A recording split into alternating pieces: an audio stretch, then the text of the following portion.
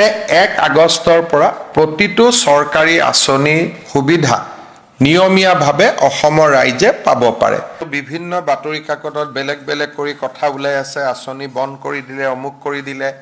মই সাংবাদিকসকলকো অনুৰোধ কৰিম যে অকণমান ভেৰিফাই নকৰাকৈ এই ধৰণৰ নিউজ আমি দিয়াৰ প্ৰয়োজন নাই। অৰুণোদয় টকা 10 জুন তাৰিখে সোমাব নে নাই জানি লওক সঠিক তথ্য। কমেণ্ট কৰি সুধি আছিল যে আমি 10 জুন তাৰিখে আমাৰ অৰুণোদয় আঁচনি 3000 টকা লাভ কৰিম নে নাই। তো আপোনালোকে 10 জুন তাৰিখে আপোনালোকে 3000 টকা লাভ নকৰিব। তো এতিয়ালৈকে কোনো ধৰণৰ অফিচিয়েল পৰ্টেলত এতিয়ালৈকে আপডেট অহা নাই। আহিলে মই নিশ্চয় ভিডিঅ' আকাৰত মই আপোনাক ভিডিঅ' বনাই কিনে জনাই দিলোঁ হয়। তো এতিয়ালৈকে কোনো ধৰণৰ এনেকুৱা ধৰণৰ আপডেট অহা নাই। তো বহুত মানে কিন্তু এই কমেণ্টটো কৰি আছিল। তো আপোনালোকে কিন্তু বহুত মানে ভিডিঅ' লাভ কৰিব যে আপোনালোকে 10 জুন তাৰিখে টকা লাভ কৰিব।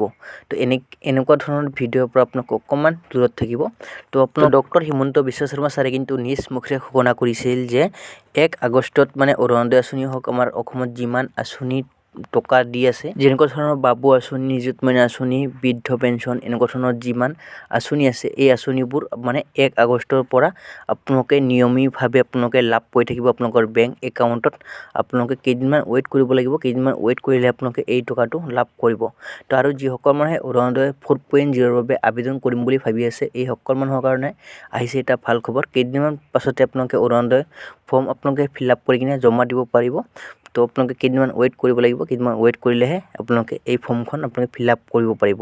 তো যদি আপোনালোকে প্ৰথমবাৰলৈ এই চেনেলটো ভিজিট কৰি আছে, চেনেলটো ছাবস্ক্ৰাইব কৰি ৰাখিব আৰু আপোনালোকে বন্ধু বান্ধৱীসকললৈ ভিডিঅ'টো শ্বেয়াৰ কৰি দিব, যাতে আপোনাৰ হয় যাতে সকলোৱে এই আপডেটটো জানিব পাৰে।